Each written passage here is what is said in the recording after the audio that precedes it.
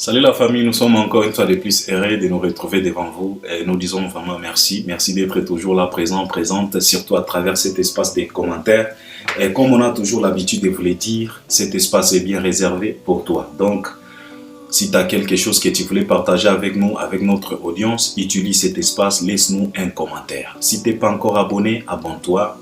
C'est simple, c'est juste en bas dans les coins, tu cliques, tu t'abonnes, tu actives aussi la cloche de notification pour être toujours notifié à chaque fois qu'on postera quelque chose. Likez, là tu peux déjà liker. Partagez aussi les liens, c'est très important pour agrandir l'audience. Et regardez aussi nos vidéos jusqu'à la fin pour une bonne compréhension. Et j'espère que après avoir mieux comprendre tout ce qu'on va développer, analyser, décortiquer ici, ça va te permettre de nous laisser aussi un commentaire qui va correspondre à tout ce qu'on va dégager ici. Donc, t'en fais pas. Il faut vraiment le faire. Étape c'est très important pour nos chaînes. Donc, il faut vraiment le faire. C'est très important. Alors, nous disons encore une fois de plus merci. Encore une fois de plus, Babo Nabino. Et puis, la grâce de l'Éternel soit présente. Nabamakambo Nabiso, Nabino Nyonso. Et Nabiso Nyonso. Et que cette grâce puisse être vraiment présente. Parce que, Biso Awa, Tokomi Komuna Bamakambo Mosusu. Mais c'est comme ça. On nous a prévenu que Mokiloyo ezalaka bakolo nango. Donc c'est de ça qu'il s'agit. Bangonde ba decidaka, bangonde basalaka makambo. Mais biso kaka grâce ya Nzambe oyo akela Mokiloyo. Grâce naye yango tozana ngo besoin. Alors nous sommes encore là, ba bonane na bino. Je viens, c'est de l'actualité qui m'oblige de revenir encore une fois de plus. Je viens parler encore une fois de plus de l'artiste et musicien Koffi Olomide. À travers sa sortie médiatique chez Kamuluba, encore une fois de plus, Kamuluba oya Sangoana, Yamutombo. Et par là, je voulais quand même adresser Nabande Bonanga et Baluba parce que na monaki quelques 2-3 commentaires bazoloba que Albert ko traité Baluba bongote, wana komi tribalisme, c'est pas Baluba nyonso, il faut qu'on s'adresse à Israël Mutombo. Effectivement, moi je ne m'adresse pas à tous les Luba. Je suis trop clair dans mes propos quand j'ai dit Kamuluba wana. Nao bien précisé Kamuluba oya busenzi na politique. Binomoko boyebi, de qui il s'agit? Ce n'est pas tous les Luba. Je ne mélange pas tous les Luba. Je ne traite pas ainsi tous les Luba. Non. Il y a des Luba respectueux, respectueuses. Il y a des Luba oyo baza na personnalité. Biso tozo traité Kamuluba oyo ka perda personnalité. Kamuluba oyo ya inconscient, Kamutomo. Ce n'est pas toi. Ce n'est pas toi. Nazoloba na Kamutombo. Kamuluba oya busenzi na politique. Donc, zala calme, kobangatin. Je ne traite pas tous les Luba. Je ne m'adresse pas à tous les Luba. Nazolobela Kamuluba oyo biso nyonso toyebi ya busenzi na politique ola takaba sultani wana. C'est de ça qu'il s'agit. Ce n'est pas tous les Luba. Donc les Luba, soyez tranquilles. Tonton Albert Ier ne s'adresse pas à tous les Luba. Tonton Albert Ier vise un Musenzi à Muluba. Et n'oubliez pas que un Mouyaka a fini sa Bayaka Nyoso. C'est de ça qu'il s'agit. Donc, ne vous en faites pas. Alors, na sortie médiatique à Koffi Olomide, na ko décortiquer pe likambo moko kuna parce que za na likambo oyo Koffi Olomide abimisaki yango ne na lingaki na traité na émission oyo. Parce que ça fait partie de l'actualité, cette sortie médiatique fait parler les gens, fait décortiquer les gens, fait analyser les gens. Alors nous aussi, on va participer à la fête parce que tout ça n'a pas plateau na biso. Omoni ba plateau ezalaka loko là-bas abattoir. Ba actualité ezalaka loko là-bas ba ntaba, ba ngombe. To sasaka bango na ba abattoir na biso. Donc c'est de ça qu'il s'agit. Alors, si j'ai on alinga kina lobela lelo na émission tirée de cette sortie médiatique ezali kambo ya français. Parce que kuna Koffi Olomide kaka sangwana katuni Koffi Olomide, est-ce que tu peux être jaloux? Tu peux être au moins jaloux. Ya mwana oyo azosala makambo koleka yo papa. Koffi Olomide alobi que non, je ne serai jamais jaloux d'un citoyen qui ne s'exprime même pas bien en français. Donc nakoki kozala jaloux te ya mutu oyo ayebi koloba français te. Wana ba propos ya Kofi. Anglais kutu ma papa. Alors nga pena nako développer likambo wana ya français. Nako lala wana toko kende te, toko lala wana babo mabiso mokili eyoka. Donc toko lala wana na likambo ya français. Na lingina développer na décortiquer na analyser un peu sur ça. Pour na kozongisa les soi-disant légendes na biso na nzela. Et puis batinelinga pe balien balobi Albert parle un peu, décortique un peu, intervenir un peu sur ça. Sortie médiatique ya ntaba ya Shejonga. Omoni zalaka na kantaba moko ya Shejonga na kombo ya Emelia. Batindelinga lien kantaba wana kasala kisoki sortie médiatique kantaba ya Shejonga. Omoni kamosuni ya ntaba wana oyo batumba Shejonga na kombo ya Emelia. Kauti kosala ba sortie médiatique alobi lobi babilobi la balobi Albert il faut intervenir, il faut qu'on recadrer bateau. Nakosala yango ezape nakamusenzi mosusu ka inconscient ka distrait moko boye ka soleil kwanga soki soleil kwanga ka bobolole moko boye tuba batu moko boye tuba basenzi ona benga ka tuba microbe komi kosilika o Albert ko traiter batu ba microbe te non. Et si la loba na bino, la seule raison pour laquelle moi je traite ces gens-là des microbes. Pourquoi? C'est parce que Albert Ier nazwaka industrie na biso lokola système digestif. Donc digestion. Omoni wana industrie na biso ezalaka lokola système mobimba. Alors digestion ya industrie na biso il faut et fonctionnaka bien.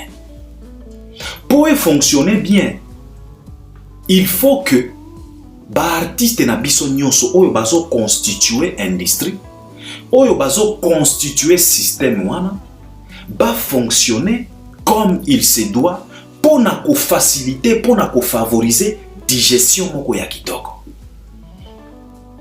Donc il faut balia bio, il faut ba se comporter convenablement pour na ko éviter ba mankambo ebele, ba perturbation ya digestion.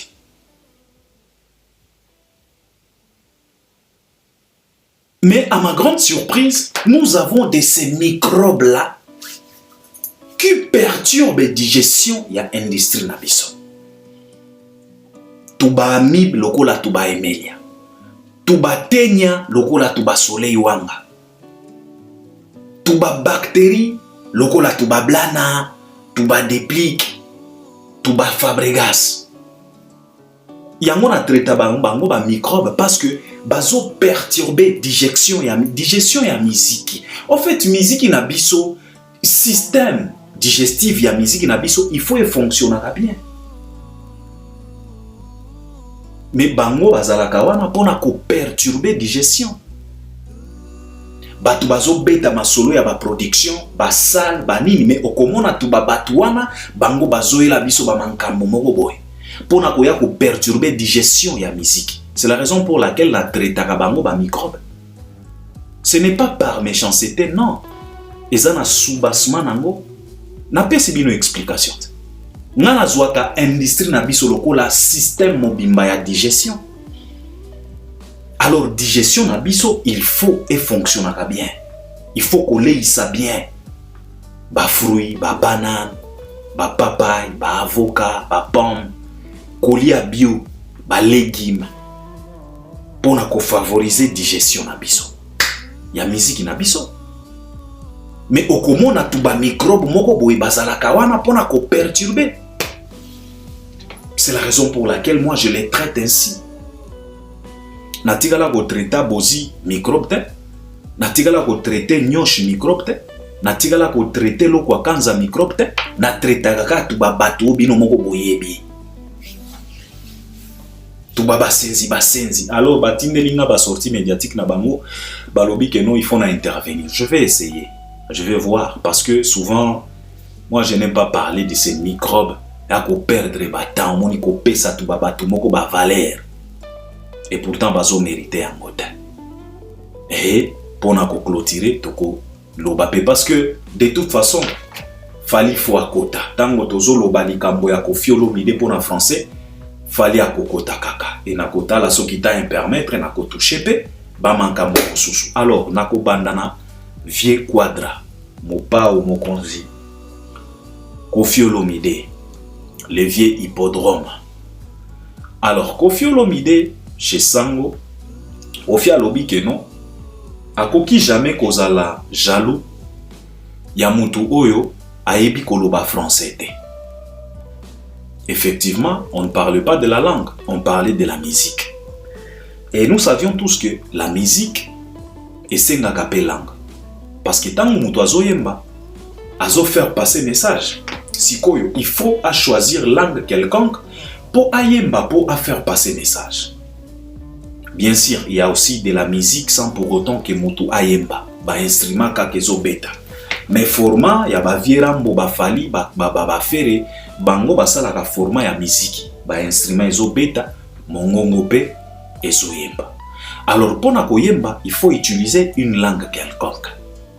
Les autres chantent en swahili, les autres chantent en lingala, les autres chantent en français, les autres chantent en anglais, les autres utilisent l'espagnol, les autres utilisent l'arabe ou bien chinois.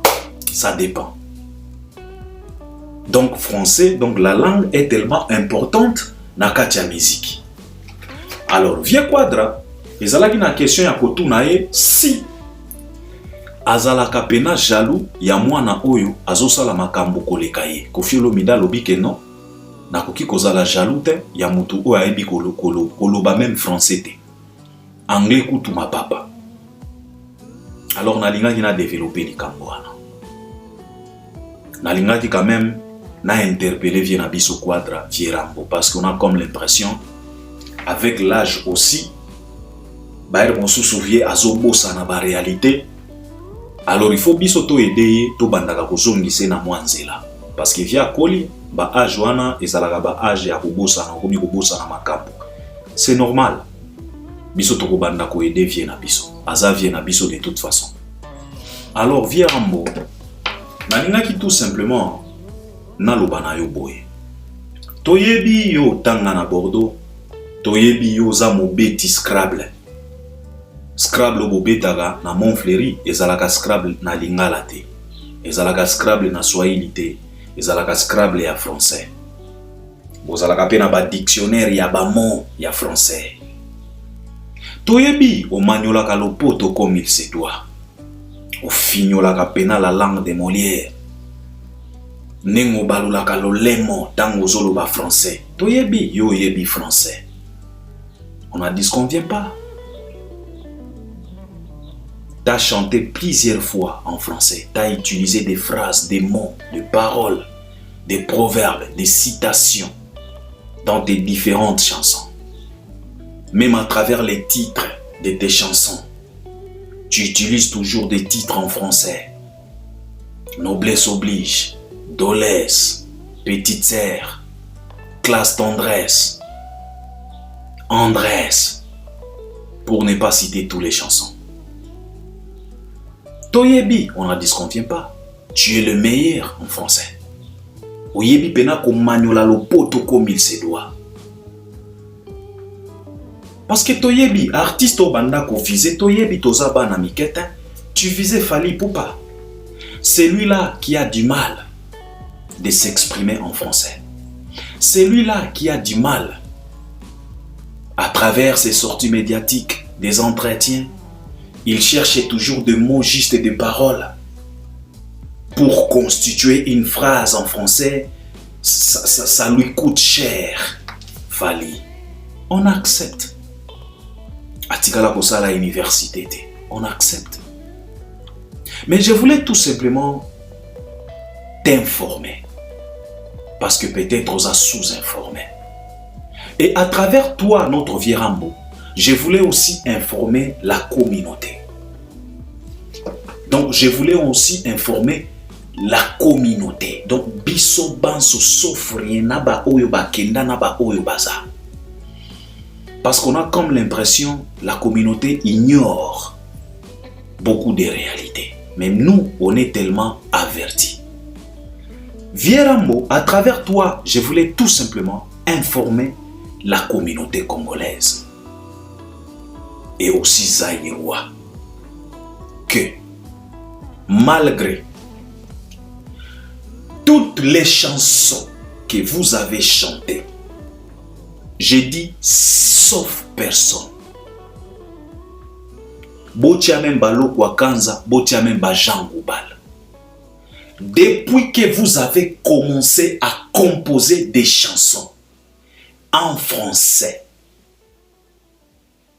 depuis Congo et Bengama Congo, donc depuis Zaïre. Ce qui est na kombo mosusu oyo ba benga Zaïre avant Zaïre, ce qui exista bozwa depuis à partir ya wana. Tilelo. Il n'y a aucun individu.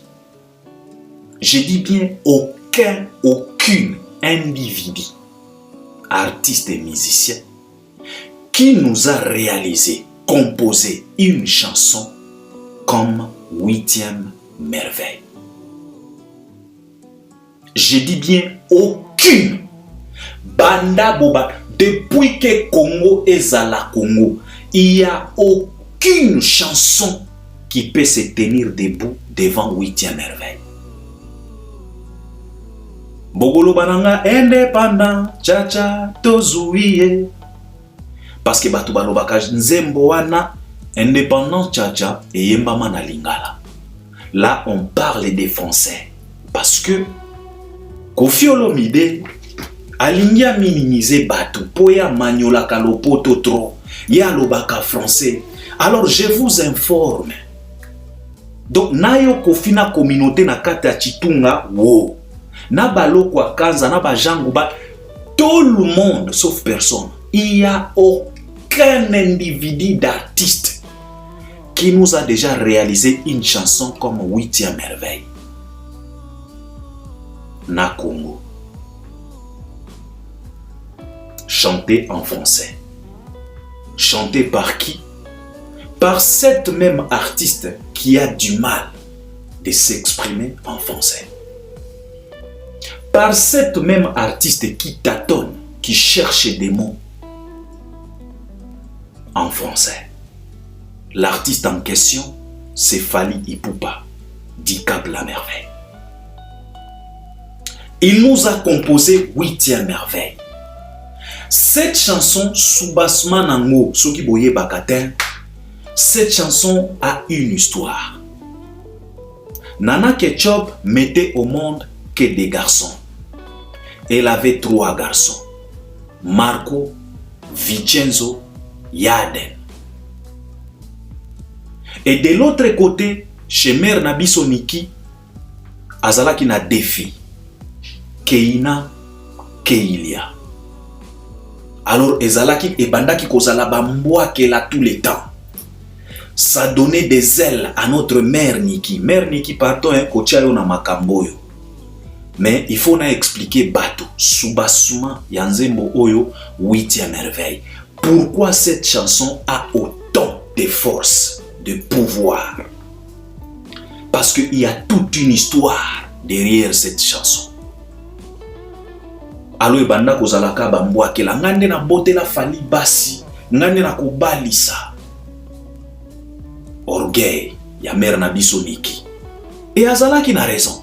Effectivement, yende a beauté la Fally bana mbasi et puis bana kitoko keina beauté keilia comme pas possible. Mère Nabiso bafana abanda kozalaka na bajogo. Akosala nini? Akosala nini? Tango bazokumisa ba reine. Me makila pe ya efanjo. Siko nana akosala neti nini?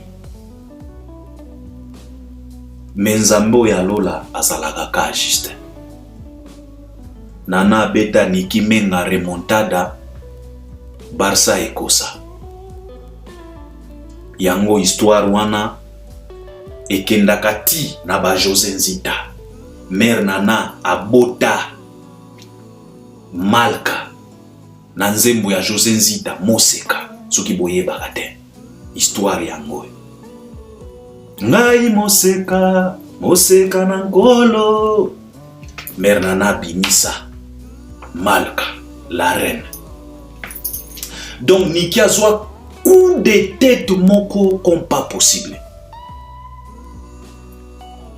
Akweya mayanga bru tango azoluka azonga mosusu fanalia égalité.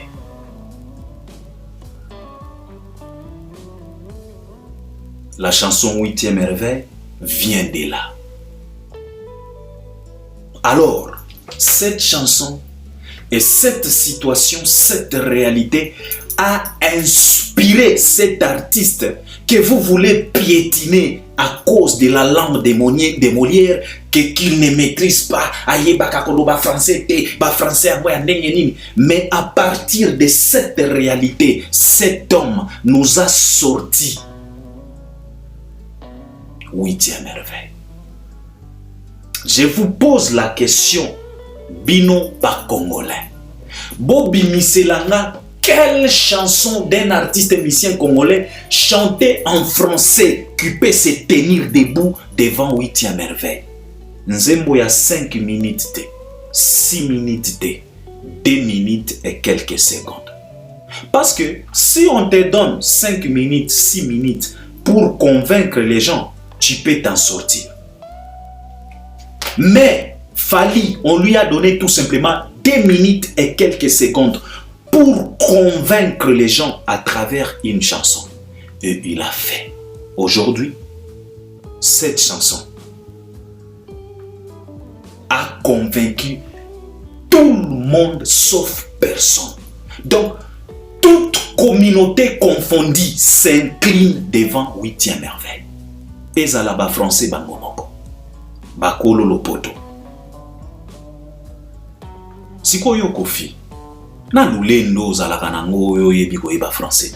Oyembela biso nzembo nini ya français. Oiti koyemba André Sawa. Omikomisi poète. Obimiseli biso ba phrase. Ba lopoto, ba poème. Ba proverbe. Ebeta la wapi.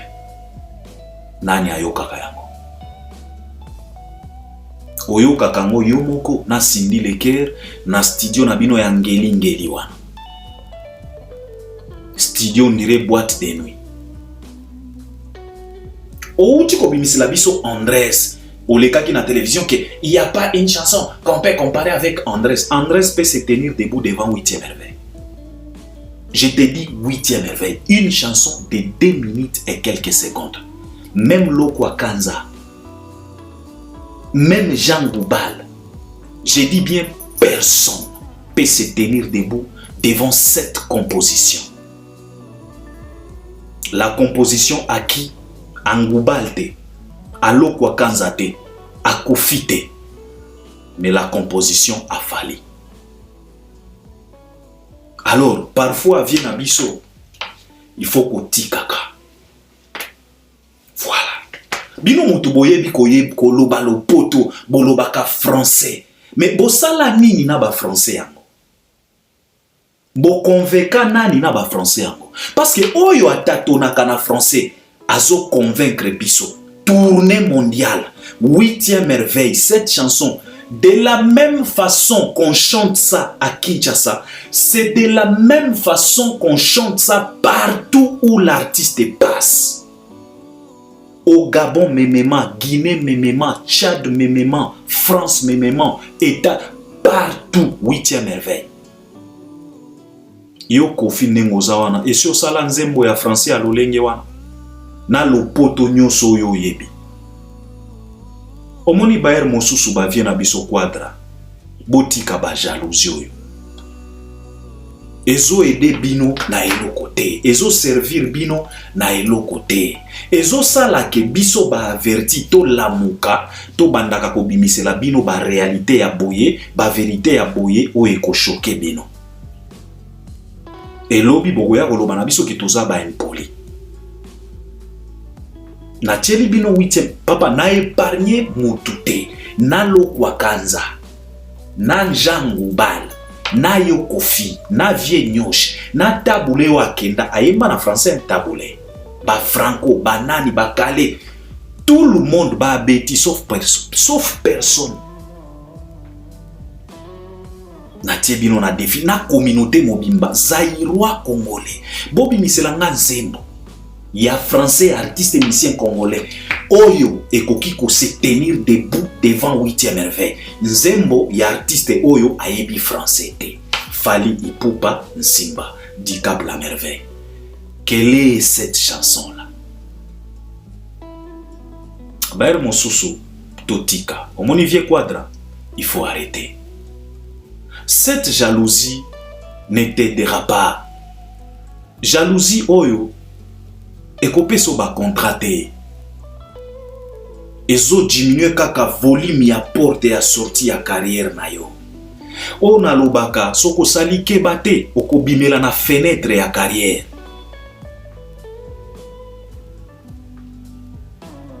Et ekozala pena somi. Donc viens abiso arrêter. Toyebi yo beta ka Scrabble. Yo yebi français. Mais ça la biso nzembo. On ne te dit pas une chanson de 5-6 minutes, non. Convaincre les gens à travers 2 minutes et quelques secondes.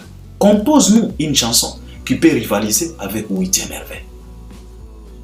À chaque fois quand tu passes au type planétaire, le type de tous les temps, loi et mbama en français, loi et zalagayo.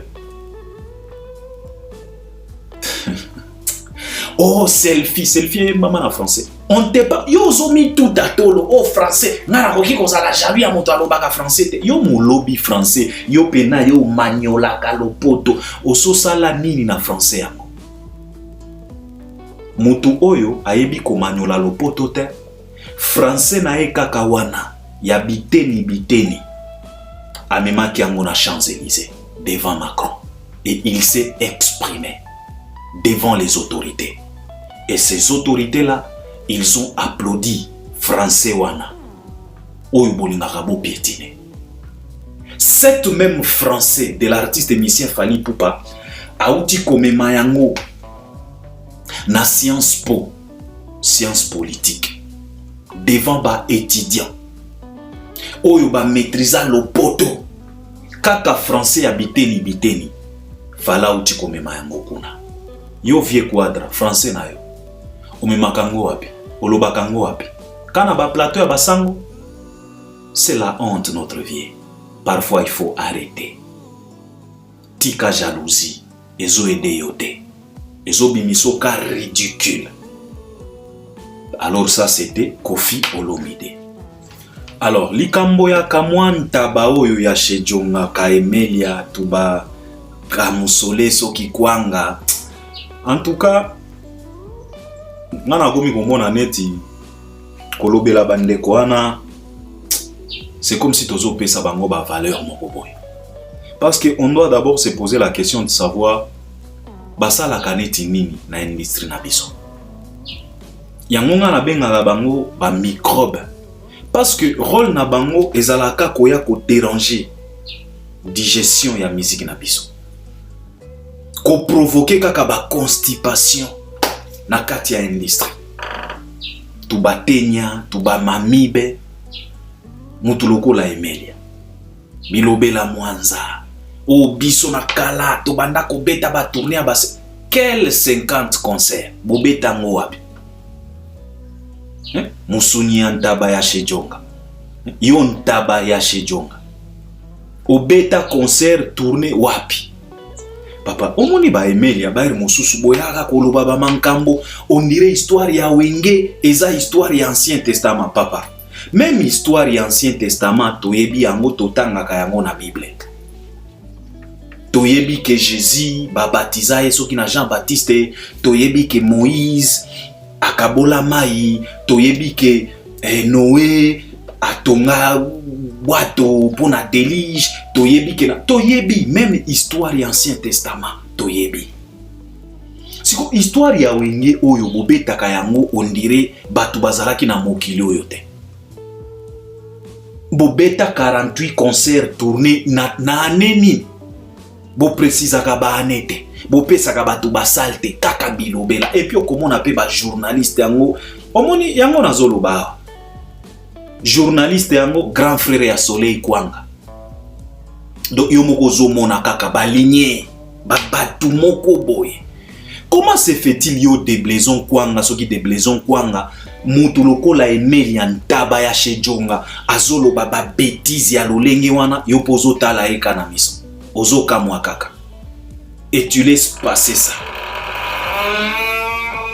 Lobitango ba tonton Bev ba Mombaya ba Demer ba Albert Premier ba kobanda koya koloba oh et combien guerre ya génération oh biso komoni. C'est la raison pour laquelle on vous respecte même pas. Cette Ntaba ya Shejonga ne pouvait pas se tenir des propos comme ça devant Bev. Alinga kia zongi saye kamba la moko. Papa obeta tourner yango na ane nini na salle nini. Olinga ki omona ndenge kalinga ki ka beta monoko. Tu babatu moko boye, tu ba en tout cas nga pena no kolobela bango nga na mona kapina ya perte ya temps. Kaba jalousie mal placée. Tout ça lancé depuis Kafali, je ne sais pas comment. Yo tata Mobimba ya ba plus de 50 ans, tu es toujours là. Attaquer un jeune homme de 40 ans, 40 combien. Oyazo sala makambo. Oyazo permettre système digestif na biso, ya industrie na biso etambolata malamu. Mais vous êtes là pour créer des constipations dans notre musique. Et puis par après, vous nous créez des diarrhées dans notre musique. C'est tellement triste tout ba lokola tout ba Emelia ka mutu lokola ka Soleil wana. Omoni na Soleil pena na sekaka yo trop. Au salaba tu te compliques trop messieurs. Tout ça bomisa yango na lobaki na vieux rango. Vous avez des arrière-pensées dans vos têtes. Vous vous êtes créé des cinémas, des films. En croyant que Efanjo vous calcule. Fali ne vous calcule même pas. Fali n'a pas ce temps-là de te calculer toi, Soleil. Oh, mon tazongi sa musique, héritier. Héritier na affiche na ye. Bakoma très bien. Répétition chez Djonga. Tout le monde affiche. Tout le monde affiche. Bakoma très bien affiche. Répétition chez Djonga. Batikala kokoma concert chez Djonga. Oh, moutazongi sa papa. Mais ça ne m'étonne pas. Yo Soleil Wanga. Jaloux. Orata vie musicale, orata pena vie normale oyo. Lupango ezate, mutuka ya malonga ezate, toto utaki komona video na yote. Ba police routière bakangaki yo. Oza na kati ya kimbala mbala moko boy kutu mutuka ya yote. Ka jalousie mal placée. Tango zo fanda na tuba mwa mandefu. Donc, tu te considères comme un grand chanteur, yo moto yemba. Bozala na Fali na quartier latin. Yo yemba ni. Ozana nzembo yo sala na quartier latin, tokoki kote le misango devant éternellement. Tokoki kote le misango devant kokoko. Ba vocal na yo elekio ya Fali. Po yemba kaka. Oh chaya noite, nyakukuma. Ochimo kimbangu nyakukuma mudimbwe wana ndeko yemba donc kaka wana ndo kanisa kake michweka ni chaka epuche echipotaka pinjo yi michweka ni chaka ke echipotaka pinjo yi iye mudimbwe oche ya noite ndeko yemba yonde grand chanteur. O se comparer na mutu oyo abimise la biso na quartier latin ba micro sapado rapino Seigneur, non, non, non, non, non, non. Ya, Joniko. Mangwele leki bolingotea. Yo se compare na mutu alolenge wa. Mutu oyo a compliqué musique na quartier latin. Abimela biso diki nwani banga soke da tiki tiki tiki. Champion di capella Zolanda fali na drum passage rakata. Jamukenge modogo botekola grrr mela skole kriking boom skole titring. Tala grand chanteur na bino nenga kotaki.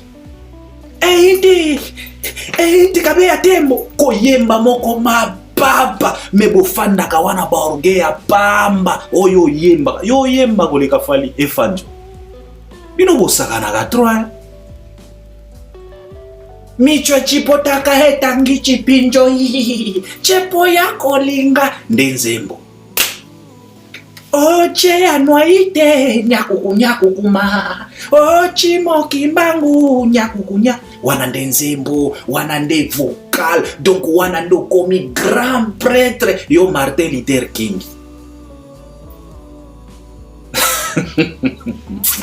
Bozalaka pena ba bolole papa keba bomitiaka na ba place na bino ba jalousie mal placé na bino wana bomemaka ba bisika oyo bokendaka kuna na ba dynastie komemaka ngwe pa falite fala moninga na bino te montre ya pamba oyo fala zolata na loboko eza na valeur ya existence na yo yo soleil wa montre oyo fali montre et ana valeur ya existence na yo. Alors calm down man. Il faut respecter les gens. Et nous on est tellement avertis, on ne peut pas accepter des microbes, des fainéants, des vauriens comme vous, des petits messieurs, des petits musiciens de miniature, musicalement parlant. Bobandaka koya na ba bêtise devant un monument logo la fali. Toko ndimela bino te, toko bandaka ko traité bino boy. Na yo na kantaba ya shejonga o ya ka emeli ya wana. Tuba senzi moko boy tuba batu borata ba carrière ka ba jalousie. Yo yemba. Bino soki boboyi ke fali ne muto azongisa miziki etali bino papa. Mais biso mokili eyebi. La réalité eyebi. Enzambe azalaka le tout puissant atia conscience na kata moto. O ezo bima na monoko. Ezate oyo conscience na yo ezo lobela yo. Alors souffrez. Albert Ier, je vous ai toujours dit que si tu actives la haine sans raison contre Fali, il faut savoir que tu actives aussi sans le savoir ta souffrance. Car vouloir ou pas, Fali va te faire souffrir jusqu'à la fin de ta vie. Ce que tu as bien te. Tala nenge bozo souffrir. Na bino na ba vie quadra. Mutu soki atali bino kaka. Omoni na sortie médiatique au vie quadra auti kosala et pa ya kamusenzi o ya buzoba na politique. Soko zo tala pena vie rambo. Ozo sentir donc la souffrance ezo bouilloni na katina ye. Les gens souffrent. En vous regardant tout simplement, vous souffrez. Bozo souffrir na ndenge moko kosakana te. Bozo bunda na ba conscience na bino ko beta kaminoko. C'est la honte. C'est la honte. Boza ba grand chanteur, bo bimisa banzembo. Ba studio ezabebo. Bo bimisa nde banzembo et ya ebeta lokola de la renta. Ebeta lokola 100e dossier. Ebeta lokola date d'anniversaire. Ebeta lokola amour na yo. Simple que ça. Nakotanga kutu meidete parce que wana kindoki. Bo bimisa nde banzembo botika jalousie mal placée. vous allez souffrir. Tala ndenge bozo souffrir.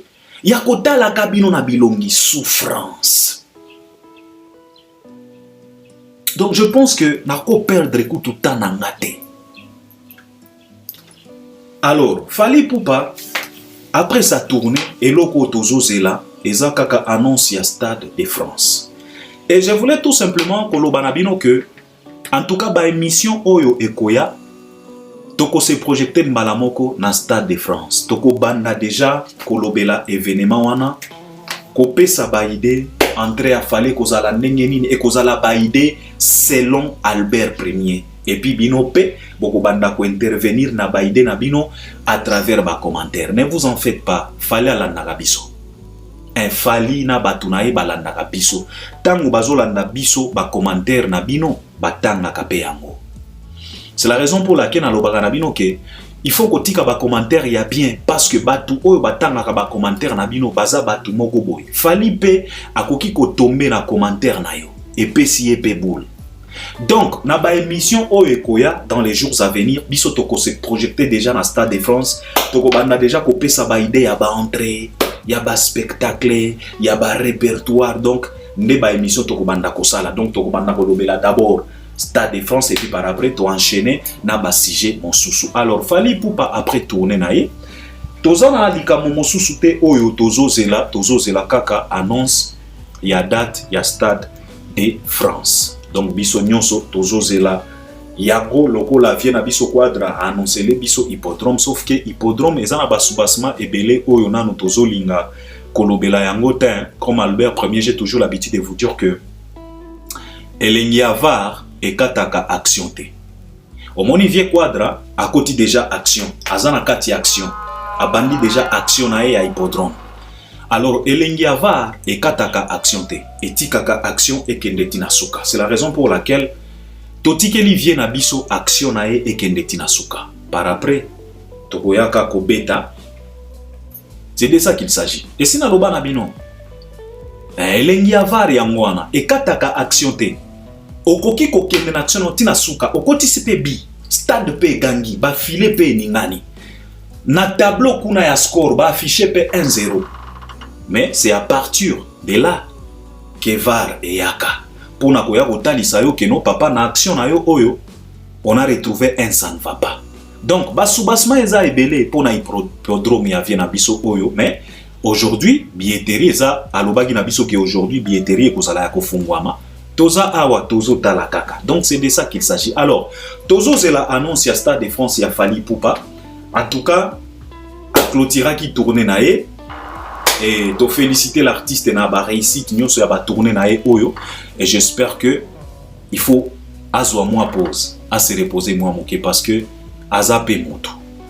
Donc c'est ce que je voulais partager avec vous et j'espère que vous allez m'accompagner à travers les commentaires. Donc oyo tokoki ko retenir na émission oyo ezaka kaka vie quadra koloba français c'est bien. Mais français oyo yebi tia yango en pratique bimisela pe biso banzembo na français ezala na valeur na notoriété na succès ba streamer pe yango lokola ba 8e merveille lokola ba amore ekozala pena kitoko makasi. Et puis tout ba microbe oyo bazalaka wana bazo jouer rôle ya ko créer ba constipation na industrie na biso. Il faut boyeba ke toza na temps na binote. Toza na temps na binote. Ce qui nous intéresse eza batu oyo bazo sala partout les moyens possibles que système digestif ya musique na biso etambola bien. À l'occurrence ba Fally, ba Gez Mawete, ba Inonce B, ba Gali Garveille, ba Héritier Watanabe. Omoni bango au moins bazo sala partout les moyens possibles pour que système industrie na biso digestion ekende malamu. Alors on doit être fier d'eux. Et bino tokobanda kozongisa bino kaka na nzela ko traiter bino comme ça, comme des microbes, parce que bozo valoir rien et vous ne représentez rien dans notre industrie. Alors zéro respect, zéro considération. C'est de ça qu'il s'agit, c'est ce qui est à retenir. na sortie médiatique nanga lelo et j'espère que vous allez m'accompagner à travers les commentaires. Donc à la prochaine, merci beaucoup.